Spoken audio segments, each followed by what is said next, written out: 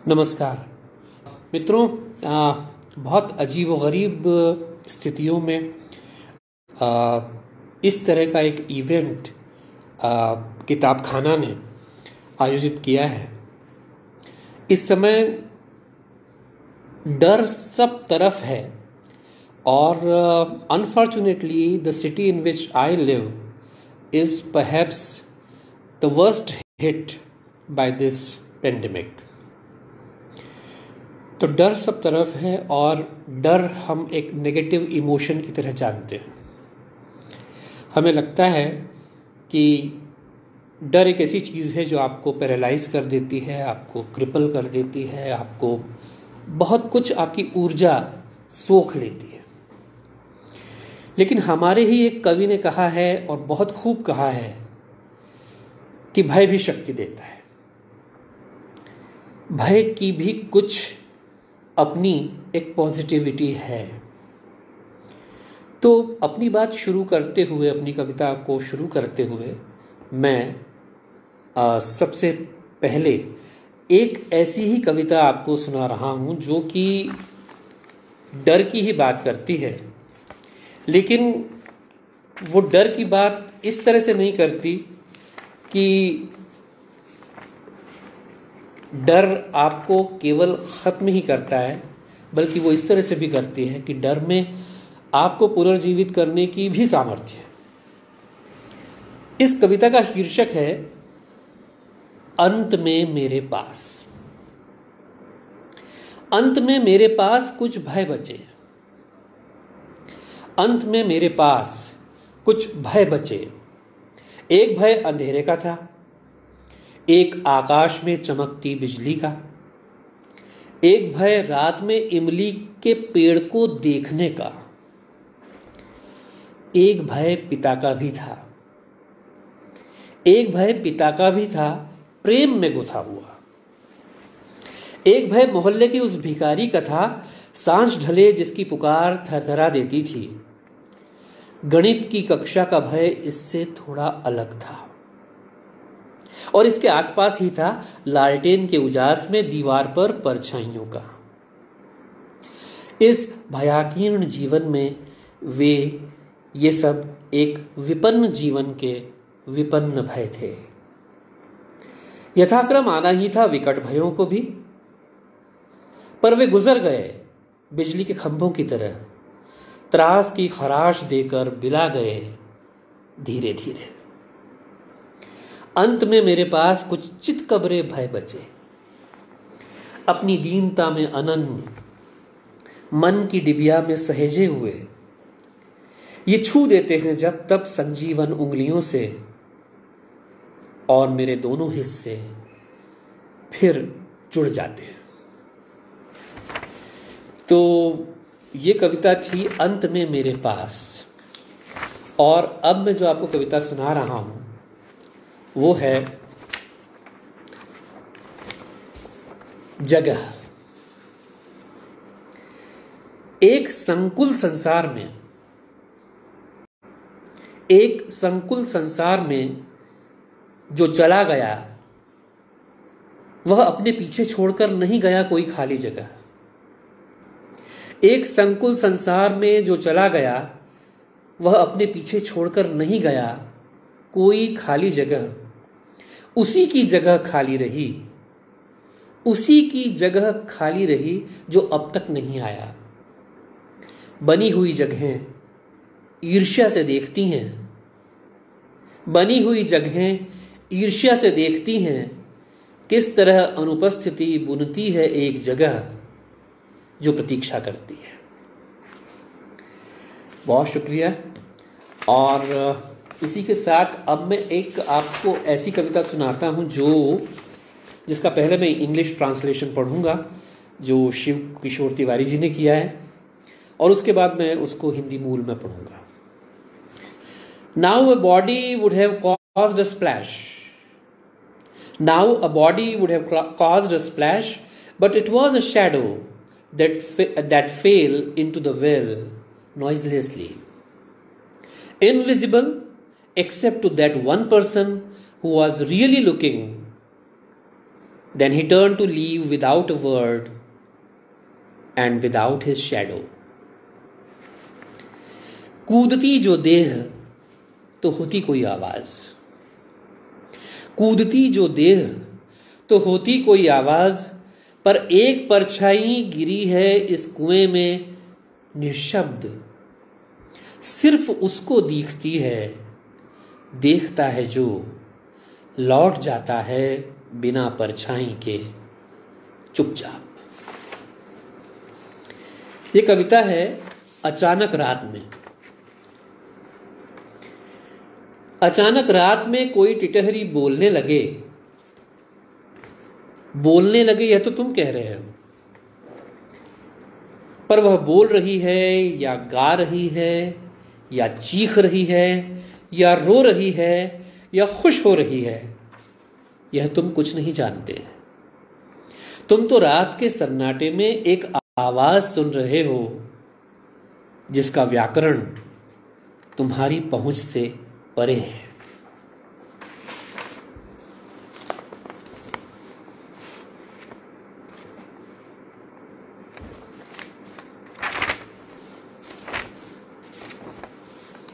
ये कविता है सिर्फ। धीरे धीरे साफ होने लगता है कि चमगादड़ ही सही है।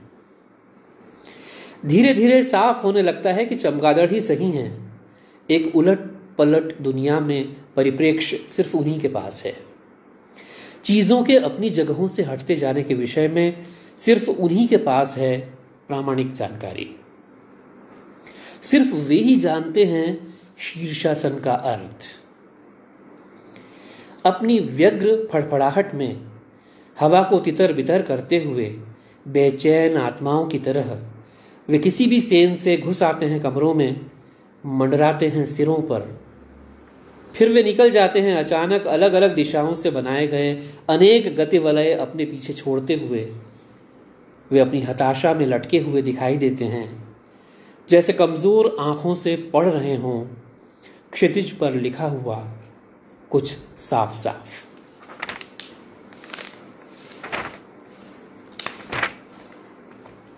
ये कविता है गिरना। गिरना तब सहज होता है जब कोई चश्मदीद न हो। गिरना तब सहज होता है जब कोई चश्मदीद न हो। सबसे सुविधाजनक अपनी ही देह में गिर जाना है। हमारे वाक्य अतिशयोक्तियों में गिर जाते हैं। हमारी इच्छाएं गर्भ की तरह स्वप्न में गिर जाती हैं। नामालूम ढंग से झुर्रियों में गिरता है समय। रेतीले कगार की तरह टूट कर गिरती है एक बूढ़े के मन में पुराने दोस्त की मृत्यु। पृथ्वी के नीचे पानी के संगीत पर सिर हिलाते पत्थरों की छाया गिरती है खाली घड़े में रखी प्यास पर। नजर में गिरने की तरह गिरता है एक मूल्य।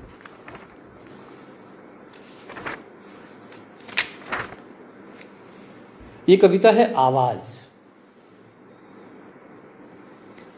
आवाज एक काया है जिसमें असंख्य आत्माओं का वास है। आवाज एक काया है जिसमें असंख्य आत्माओं का वास है। आवाज से ही पता चलता है कि आवाज में कोई दरवाजा खुल रहा है या बंद हो रहा है। जिन आवाजों को सुनकर उनमें डूब जाने की तबीयत होती है, बाज दफा वे तवे पर गिरी बूंदों की आवाज में बदलकर ऐसी गायब होती हैं कि दूर तक रेगिस्तान पसर जाता है। बरसों से बंद मकानों में जमी हुई धूल और जालों में आवाजें धीमे धीमे गूंजती रहती हैं। कभी कभी वे नामुमकिन जगहों पर मिलती हैं और सन्नाटे में डाल देती हैं। जर्द पन्नों वाली बोसीदा किताबों में कोई पुराना मौसम बोलता है। काठ कबाड़ की टटोल में कोई बिसरी हुई आवाज हाथ पकड़ लेती है। सूख कर अकड़ा हुआ एक फटा हुआ जूता अच्छे दिनों की आवाज में कुछ कहने लगता है। तांबे के उन पुराने भारी भरकम बर्तनों से हम अक्सर बचकर निकलते हैं जिनमें पुरखों की आवाजें खनकती हैं। संजो कर रखे हुए पत्ते के कंकाल में एक पेड़ हवा में हंसता हुआ सुनाई देता है। मैं जब भी अपनी असली आवाज में कुछ बोलता हूं, मुझे लगता है मेरा गला खराब हो गया है। अपनी आवाज को साफ करने के लिए अक्सर खखारता हूं। लगता है गले में अटका हुआ यह कुछ बहुत अपनी सी चीज है जिसके बिना मेरी तमाम आवाजें गड्ढ-मड्ढ हो जाएंगी।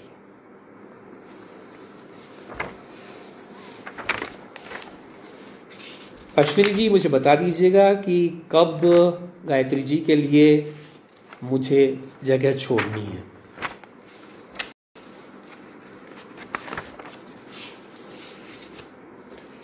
ये कविता है मृगया, शिकार।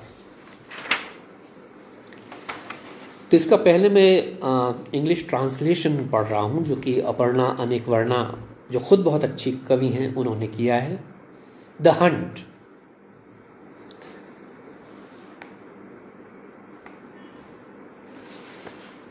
An arrow buzzing pierces the body of a deer and perishes. An arrow buzzing pierces the body of a deer and perishes. A pride, a desire, rises like a flame, then doubling on four knees, wriggles, having fallen to its side. Excitement grows ashen, freezes in the vision of the dead. The hunted lies right there, and leaving behind the hunter, the rhythm of the deer vanishes in the far forest. He who returns looking behind his back time after time, who he is looking for. मृगया। सनसनाता हुआ एक तीर हिरण के बदन में धंसकर मर जाता है। सनसनाता हुआ एक तीर हिरण के बदन में धंसकर मर जाता है। एक गर्व, एक इच्छा लपट की तरह उठती है, फिर अगले घुटने मोड़ती हुई छटपटाने लगती है एक तरफ गिरकर। रोमांच राख होता हुआ जम जाता है मृतक की दीठ में। शिकार पड़ा रहता है, शिकार पड़ा रहता है, शिकारी को छकाती हुई दूर वन में लोप हो जाती है हिरण की लय। शिकार पड़ा रहता है, शिकारी को छकाती हुई दूर वन में लोप हो जाती है हिरण की लय। वह जो लौट रहा है पीछे देखते हुए बार बार, किसे खोज रहा है।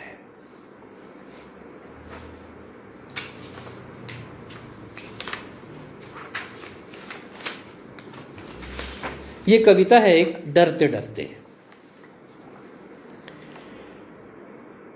प्रेम के लिए जगह जरा कम है, डर के लिए थोड़ी ज्यादा। प्रेम के लिए जगह जरा कम है, डर के लिए थोड़ी ज्यादा। डरते डरते हमने प्रेम किया, डरते डरते हमने प्रेम किया, अक्सर इतना डरकर कि उसे बताने और जताने में भी डरते रहे। अंत में हमारे पास प्रेम नहीं, डर रहा।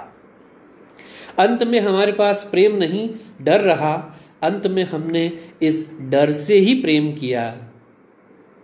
अंत में हम प्रेम से ही डरने लगे।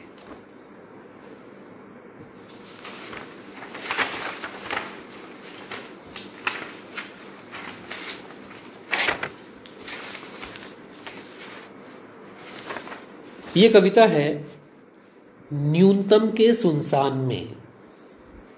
न्यूनतम के सुनसान में एक अफवाह में सच की जितनी छाया होती है, एक अफवाह में सच की जितनी छाया होती है, धुएं में आग की जितनी सूचना, एक सिसकी में जितने दुख का पता मिलता है, उस न्यूनतम के सुनसान में हमें जाननी होती है समूची कथा। उसके ब्योरों के घटाटोप से बचते हुए, जिनमें चीजें एक दूसरे को कुचलते हुए एक भगदड़ में नजर आती हैं, हमें बहुत एहतियात से छूना होते हैं उस मर्म के पंख जिनके रंगों की धूल उंगलियों के पोरों पर चमकने लगती है। एक स्वप्न में उतरने के लिए उस जाग में विनम्र प्रवेश की जरूरत होती है, जिसका रसायन एक नींद के विस्तार पर फैला हुआ है।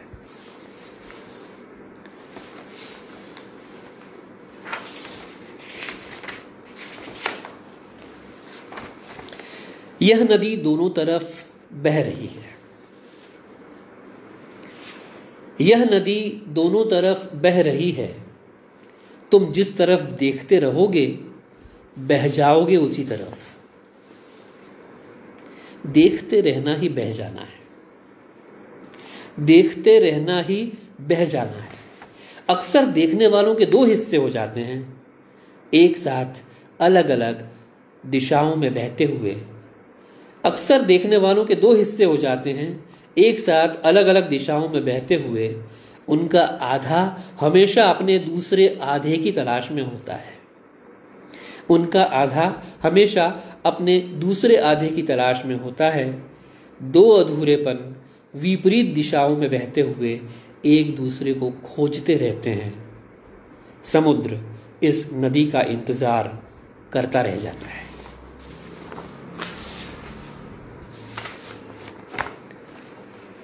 एक कविता आपको मैं अपनी इस किताब में से सुनाता हूँ, जिसका नाम है यकीन की आयतें, और इस कविता का शीर्षक है आदमी की तरह। डूबने से बचने की कोशिश में हाथ पैर मारते मारते वह सीख गया तैरना। डूबने से बचने की कोशिश में हाथ पैर मारते मारते वह सीख गया तैरना।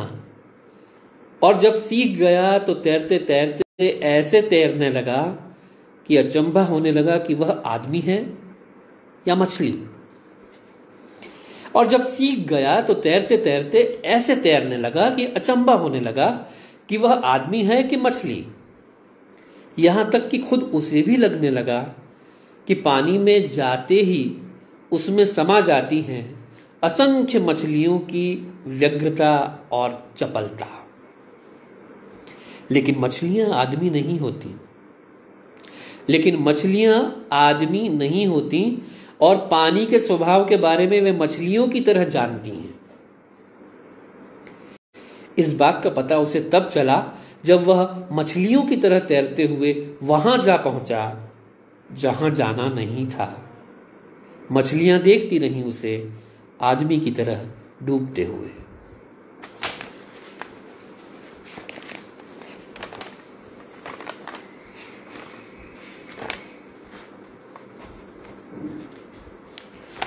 ये कविता है आपातकाल। इस समय हम लगभग आपातकाल से ही गुजर रहे हैं, और यह आपातकाल सिर्फ देश का नहीं है, ये पूरी दुनिया का है। घर के कीट पतंगों को निगलते रहने से ऊबी यह छिपकली अब आसमान को घर की छत समझ वहां न जाने किस पर घात लगाए है। घर के कीट पतंगों को निगलते रहने से ऊबी यह छिपकली अब आसमान को घर की छत समझ यहां न जाने किस पर घात लगाए है। सितारों में कपकपी है, चांद की सिट्टी गुम है, मारे डर के सूरज पश्चिम की जानिब फरार हो रहा है। सितारों में कपकपी है, चांद की सिट्टी गुम है, मारे डर के सूरज पश्चिम की जानिब फरार हो रहा है। धरती पर कुछ तिरछी सी पड़ रही है, ऊपर उल्टे पैरों चलती छिपकली की दैत्याकार परछाई। आकाश में आपातकाल है इस समय, धरती पर आपातकाल की छाया है।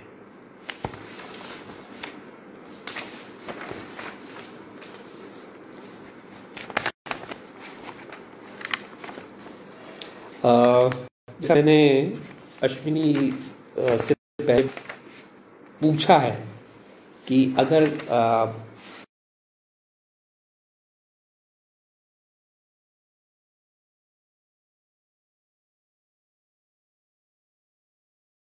खाली करूं।